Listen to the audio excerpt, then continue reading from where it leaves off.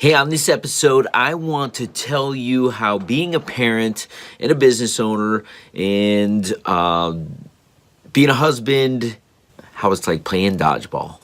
So the big question is this: how are parents like us, who don't have a manual, who are doing the best we can, who feel as though we aren't enough, how are we going to raise healthy, happy children who we are proud of and still keep our sanity in that process? That's the question, and this podcast will give you the answers. My name is Ryan Roy, and welcome to I Don't Know Jack About Parenting, a podcast for parents who are being real with themselves.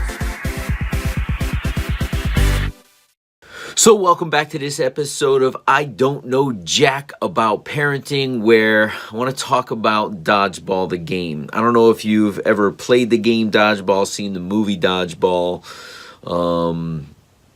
but the game is where you run as fast as you can, grab a ball. You are trying to attack the other people by hitting them with a ball while simultaneously trying to dodge the opponents from hitting you with a dodgeball. It's complete and utter chaos, and I want to share with you a mini clip of a version of what it's like to be a parent in my household, because it feels like a game of dodgeball this particular week. We just got back from an extended vacation with the kids, right? And when I say vacation, it's just away from school. It was one of those breaks. At the time that this drops, it won't be simultaneous, right? I pre-record these way in advance so that if I ever get a backlog, it makes sense. So I'm trying to record podcasts as they are dropping daily. I just came off a long extended break. The kids were finally about to go back to school. My wife had taken vacation. I work from home. So having a house full of people is not conducive to doing the work while still celebrating, holidays and the vacation. So I was super excited. It was a Friday. I'm like, oh, this is the weekend. This is the last weekend, and both kids are going back to school. Wife is going back to work. I can recreate my schedule, get back on track, and really attack the year. Until the baby got sick, right? And the baby ends up on Friday not feeling so well that evening, goes in, has 102 temperature on Saturday, Sunday the same. He does a little bit of projectile vomiting. Man, I don't know jack about parenting, but I know this. I can't send my kid to school with 102 temperature, no matter how much I would love to have my house back. So what happens Monday, I have to, once again, readjust my schedule. Wife goes off to work. I take the little one to the doctor for the doctor to say he has a 97.6 temperature, no fluids in the ears. Looks like it's something viral. Is he eating? I say, still not quite eating right. And they go, well, you know what, just monitored him, but he could go to school tomorrow. Woohoo! News, fantastic news to me, right? But that doesn't help me on Monday, where I have a 1-year-old who's in and out of naps, still a little bit of cranky and not eating, home with me. So we tend to that. Tuesday's fantastic day, right? The kids are going back to school. Can't wait. Wife is there setting up my schedule. I look at my schedule on my calendar, and what does it say? Midday, smack dab in the middle of my day. Oh, there's a furniture delivery. And there's a 3-hour window, and I tend to work in my office, which is at the finished basement inside the house, and I really can't hear the delivery guys from here, so I'm going to have to work from upstairs, which means, no recordings. I could do phone calls. I could do my clerical work. I could coach my clients. I could do all of those things. But the things that I wanted to get accomplished that day, it was just throwing a wrench in my day. Not to mention they got here and they were here for 2 hours, in and out of the house, asking a ton of questions. Really just threw off the day. Wednesday was a miracle. Both kids in school, everything's good. The wife decides that she's gonna take a day to work from home. Her boss allows her to do that every so often, and it was a dream day as I got to come down to the office at 8 o'clock in the morning, and I really didn't pop my head back up because the wife took care of picking up the kids and things of that nature until a little after 6 p.m., which for me, let me explain something to you. There's something about work for me, and people say, oh, you work from home. I love to have a 10-hour work day like that, virtually nonstop, poking my head up to grab something to eat. Other than that, just being at my desk and doing what I love to do, which is help people, empower people, make videos, research blogs, listen to other people's podcasts, come up with material to share with my listeners, my viewers, ways to empower and help my clients. I just love helping other people, and that's why I create this podcast. So I had a phenomenal day of being down here working and then going up, and when I have a day like that where it's nonstop and I really get to deep dive into work, it really makes for an amazing evening of our evening routine. Listen, I don't know jack about parenting, and the reason I will adjust my schedule because I'm an adult and I'm capable of adjusting. I've been doing it my entire life on the fly, no matter what.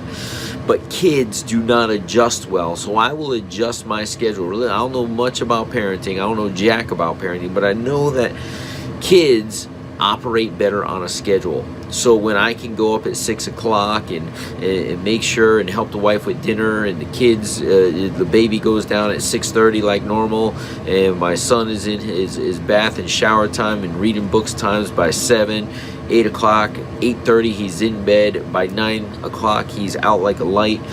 When we're able to go into that evening routine without a hiccup, it's a beautiful thing. And most nights, my wife and I are great at this. The evening routine stays the same. We adjust. The kids' routine stays the same. We adjust.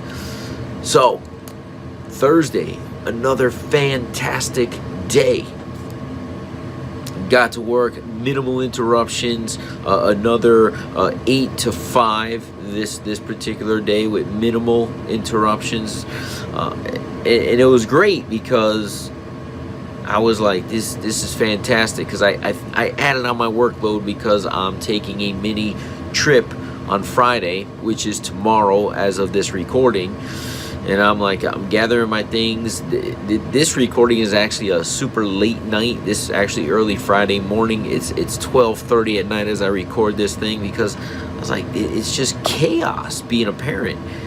But how do we juggle, right? How do we juggle everything we do? Because I talk a lot on here about parenting and how we can manage, or how I don't know, or give you tidbits or things I'm doing, but it's about management of time. And because I'm going on a mini trip in the morning, I had moved a lot of my clients over to Wednesday and Thursday, which was amazing, right? Because the wife stayed home Wednesday and Thursday. I was able to have an absolutely beautiful day.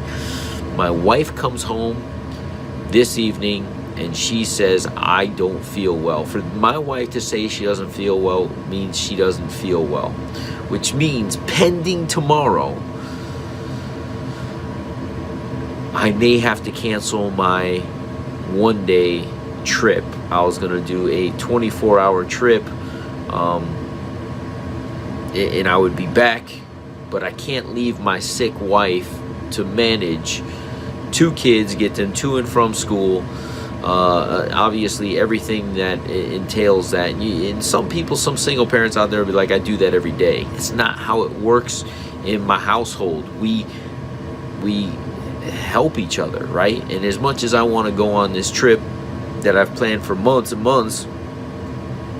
If my wife is not feeling 100%, if she can't deal with a 1 and a 7-year-old bouncing all over her on her own, I may have to cancel the trip in the morning. When she went to bed, she was a trooper. She says, "You're going on your trip. I'm going to be fine. I just need a good night's rest, and I'm going to be going to work tomorrow, and you're going to go on your trip, and I'll see you on Saturday night." And I'm like, I just don't see it.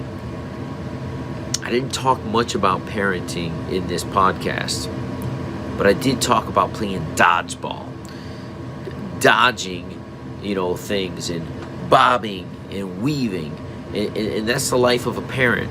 My wife said something earlier tonight. What was it? Someone had asked her if she had done something. She says, "I have 2 kids. I don't have my own life anymore." And some people would hear that and say, you need to make time for yourself. You work hard. You do these things. The kids should not control your life. And my wife and I had children at a later age, right? We made a conscious decision individually, because we weren't together, that we weren't going to have kids until we were ready to have kids. We lived our life. We did all the fun things we did. We both did a ton of traveling. We both explored a lot of things. We both excelled in advanced in our careers. So when we had kids, we both agreed that we were established, right? So we would put everything that we had. Our life was not our life anymore. We are completely okay with not going out as a couple. We go out as a family. We are perfectly okay with having little bit of time for us together.